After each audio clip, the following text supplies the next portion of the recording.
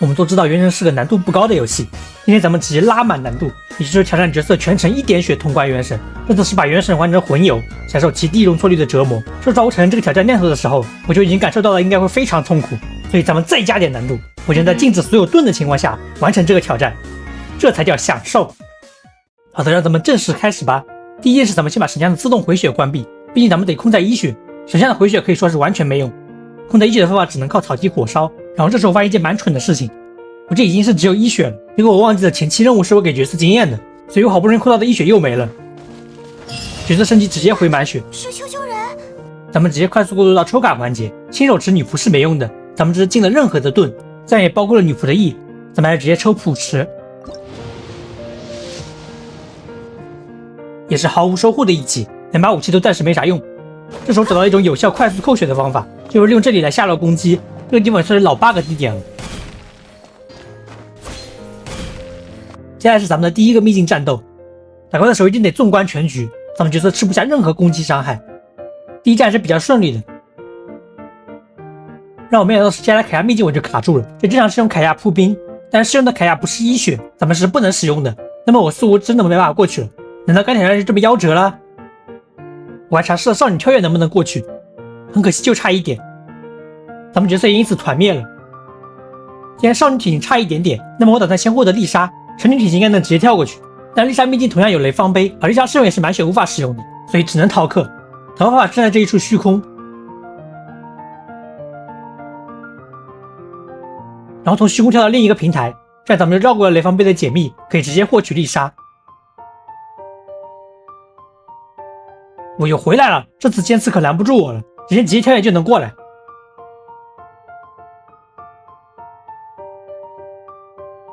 这次一大难关咱们也就攻克了。接下来就是探索大世界环节，咱们得到冒险等级10才能继续。然后我这边暗部重任务卡住了，我当时真的被卡上头了。我第一次很顺利就躲过了这些弓箭手攻击。好嘞，顺利通过。结果过去的时候暗部被自动替换为适用的了，这就意味着我还得重来，因为后面这部分没有用全角色是打不了的，我只能出去把暗部力度提到超过适用的才行，这样才不会被适用角色顶掉。然后这时候发生了一件我玩魂类游戏经常发生的事情，就是我一边过了飞翔，让我居然过不去了。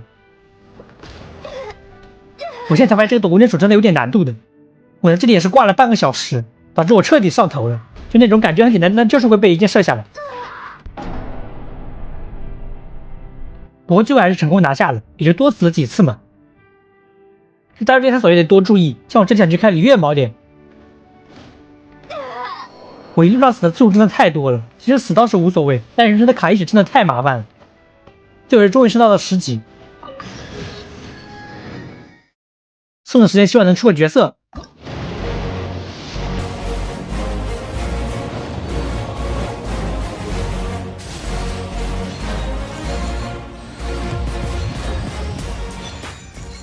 不是，这玩意这是污染卡池的吧？不过就在我不抱希望的跳过的时候，哇哦，原来还藏了个前辈！我发现派门背后的披风也可以染色，从这里就被染成了天蓝色，再来的时候应该是深蓝。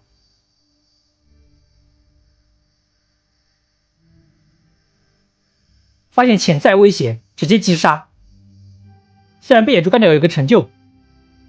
我发现前辈是讨债人克星，他的强化蓄力剑200可以打断讨债人隐身，真的非常好用。就是灵命只有1次强化蓄力，伤害方面还是低了不少。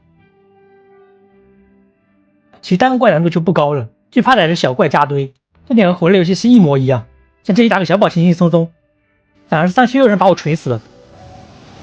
学着之路不应有尽头。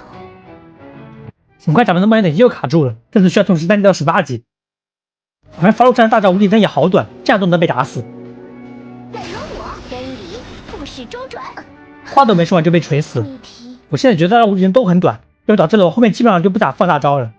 我发现了一个大多数玩家应该不知道的小知识，我现在在打第一麦花，然后我中途就又挂了。这时候如果你再来的话，像我这里隔了40分钟，那还是会保留你的进度，像我这里就这1只怪了。17到18级这段时间我也是死了 N 次，真的太容易死了。训练时间。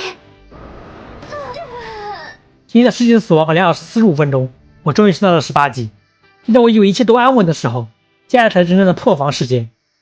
没错，就是这个风暴龙1阶段，它发射的弹道真的巨难多。这个追踪子弹真的反人类，因为它有些是跟踪的，你必须得反预判这个子弹，而这个预判子弹出现的位置有时候竟有手远，否则我心态爆炸。先给大伙整个活，注意看影片被击中之后的表现。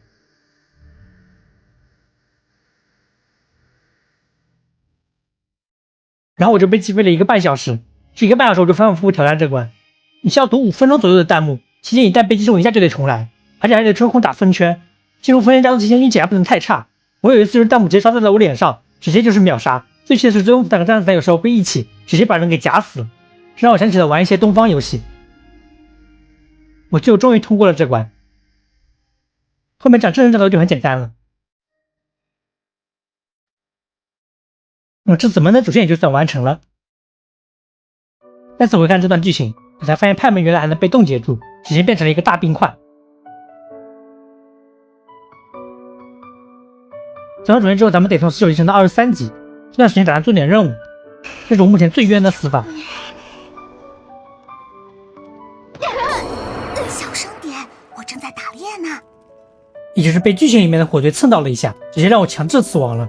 剧情结束是这样的。